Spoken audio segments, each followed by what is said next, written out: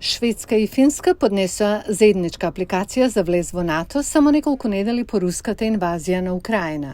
Алијансата ја пречека Финска претходно овој месец, но апликацијата на Шведска допрва треба да биде одобрена од членките на НАТО, Турција и Унгарија. Анкара ја обвини Шведска за засолниште на групи кои ги смета за прокурдски терористи, што Шведска негира. Од аплицирањето на НАТО, курдските групи во Шведска организираа антитурски демонстрации, протестирајќи против каков било договор со, како што ја нарекуваат, фашистичката влада во Турција. Но шведскиот премиер рече дека се надева овие председателските избори следниот месец во Турција би можеле да бидат пресвртница. Сега ги чекаме турските избори. Мислам дека сите сваќаат дека има суштинска улога во ова што се однесува на турската внатрешна политика и тоа е сосема разбирливо. Така е во повеќето земји. Шведска треба да воведе нов антитерористички закон за кој се надева дека ќе убеди Турција да ја одобри незината апликација за НАТО.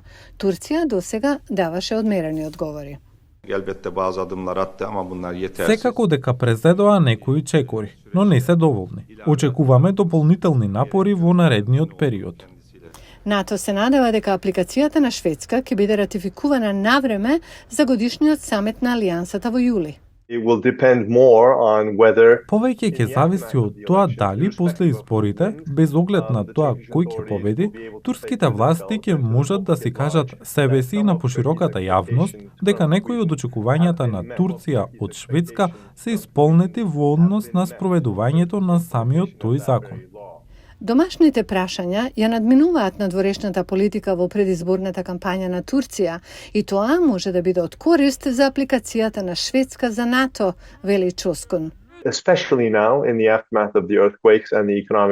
Особено сега по земјотресите и економските прилики во Турција, тој уште повеќе се намали.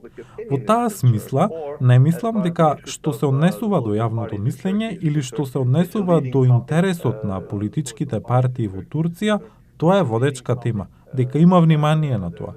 И мислам дека тоа го облажува домашниот политички притисок по ова прашање, што треба да го олесни решението постизборно.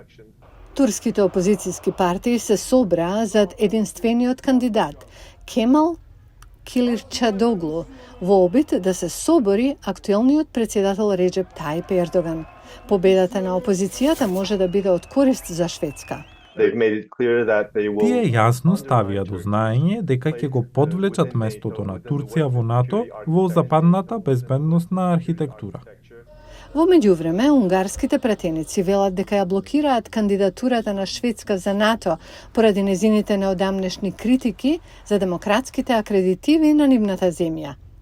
Аналитичарите велат дека одобрувањето на Турција на понудата на Шведска најверојатно ќе ја притисне Унгарија да го стори истото.